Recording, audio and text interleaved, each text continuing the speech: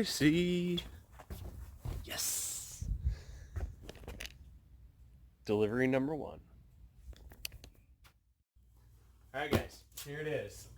This is the first big delivery. This is a package from MPS. Should be 2 items in here that are critical for trying to achieve the times we want to achieve and utilizing every bit of power we can get.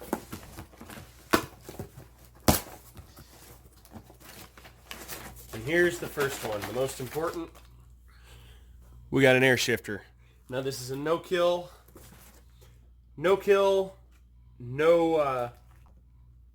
bottle kit. So it's the ram, lines, valve, and all the fittings for the arm and everything. So we'll go through that, figure out how we're going to mount that appropriately. The receipt, which you guys don't want to see how much that was.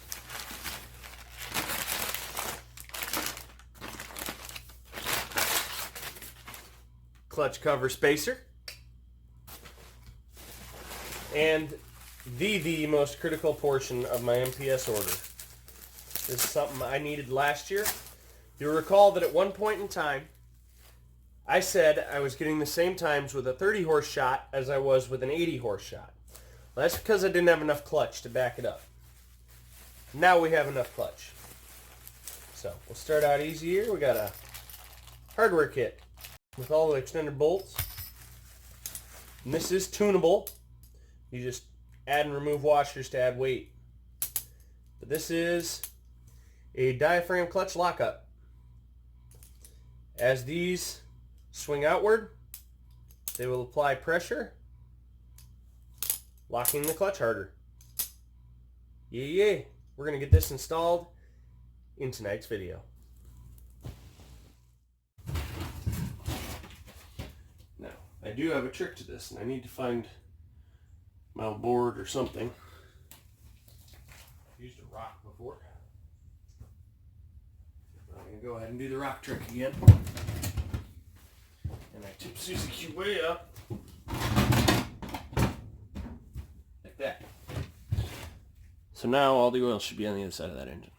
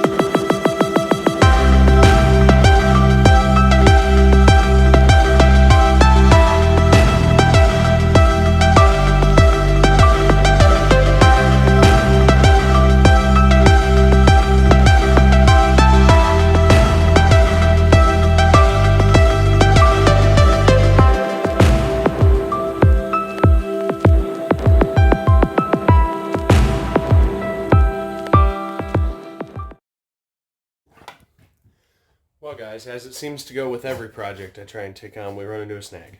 So I'm going to go see what I can't do about this snag. There may be another option for a socket.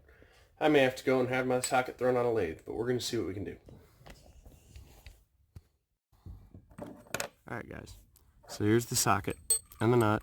Perfect fit. Problem I have is this is an impact socket. Now they did not turn this out big enough to fit this socket. So I'm going to go see if I can find a 30mm chrome socket that'll fit in here, and then I'll clean this back up because I set it on the ground like a dummy. And actually it's flash rusting, believe it or not. But it's oil submerged anyway, so it doesn't really matter. And we're going to see if we can't get this on. It's the only thing holding us up right now. Now, what you saw me fighting with when I took the clutch off and walked away out of camera is inside of the stock one of these there is 1, 2, 3 little bitty screws. Those are for ease of assembly from Suzuki. They build the clutch. One person builds the clutch in a jig, puts those screws in to lock the plates in place. The next person puts the clutch in the unit so they don't have to stack the discs like I did. Makes it faster on the assembly line, which makes sense, but it's a nightmare to get them out. Now, I was able to get 2 of the 3 out easy. That typically is about the story of your life. You can get 2 or 3 easy. One of them didn't want to turn, so I just took the other 2 out, got mad, and tried to drive the other one out. Didn't work, so I drilled it off, drilled down until it was flush, You do not need those. Those are unnecessary. Once you take those off, throw them away. You'll never need them again. Let's see what we can figure out, guys. I'll update you in a second. Alright guys, so we're going to go ahead and complete this installation in real time, mainly because I really jacked up the time-lapse angles, and 2, because this is the actual critical part. So, real time. We're going back with a single stock diaphragm spring. Now, I had heavy springs. I'm not putting them in this. Then we're going to go ahead and go in with our retainer. And these need to line up in between these 4 points, because they're in between the 4 points. And I'm going to go ahead and throw this washer in there. Start this nut on there.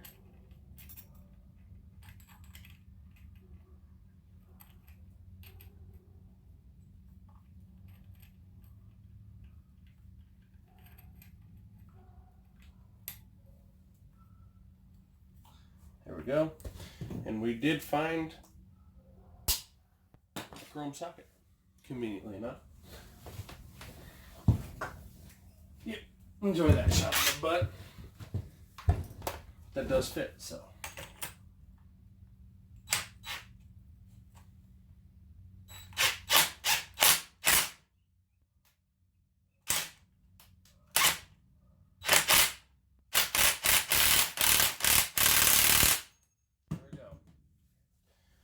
I'm going to ding that nut.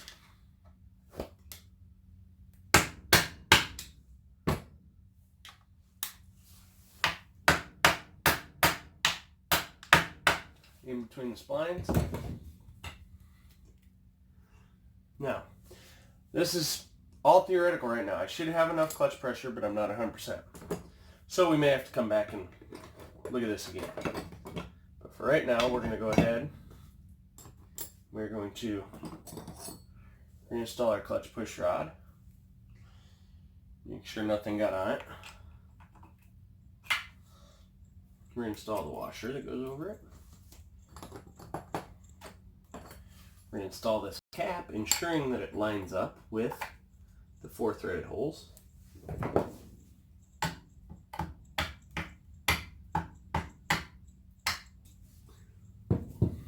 This is not the fun part at all.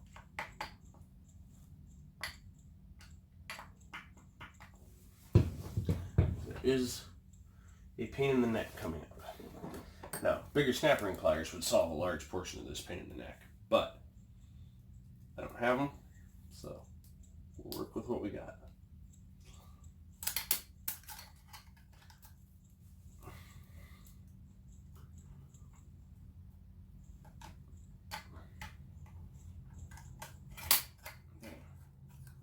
See what I mean? Constant nightmare.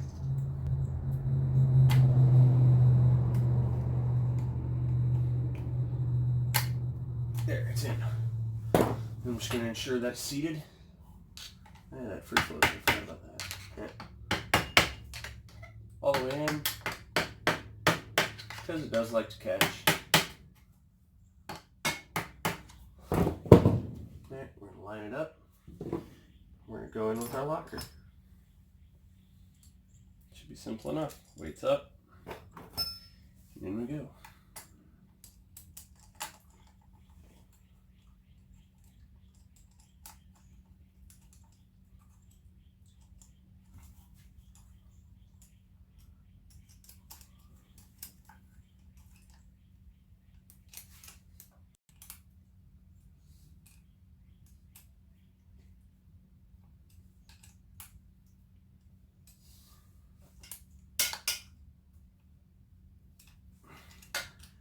Now we may have to come back in here and put another spring in there with a shim behind it in order to reduce the pressure but still have enough pressure. So it's a balancing act.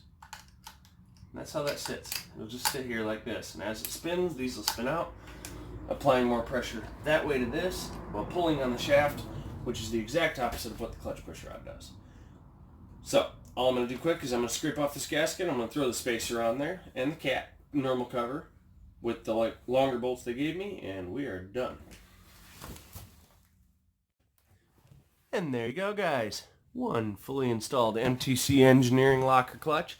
Now I will note that with the Sidewinder exhaust, I might be able to fit a piece of paper in between there. It's not hitting, but it is close. So, keep that in mind. I did offset it quite a bit. I think it's like 1.5 inch spacer, but once I paint this, unless you're looking for this, you're not really going to notice. Now, this isn't billet. Most of those parts in there are. I can't wait till we got billet right here. But with that, the next project for this weekend, in the next video, we're going to go over the air shifter. We're going to come up with a way to mount it, get everything squared away for that, and then hopefully you're seeing this on Friday night. So Monday, we will be getting in our parts to fix the micro squirt. Tuesday, we'll get the last pieces of equipment we need, and the swing arm, and quite a bit of other stuff. Pretty much 100% of the parts will be here to button her up, including brand new injectors. So this weekend I need to button up all the wiring, air shifter, I already got the clutch done, and we need to have this thing ready to slap injectors and an ECU in and start and run again. Thanks for watching the Ringer 57 YouTube channel, guys. As always, I appreciate every single view. Please post a comment if you got any input, something I could change, something I could add. I do have a lapel mic. It's a bit annoying, but if you think the audio would improve drastically from it, I can go back to using it. Thanks, guys. Bye.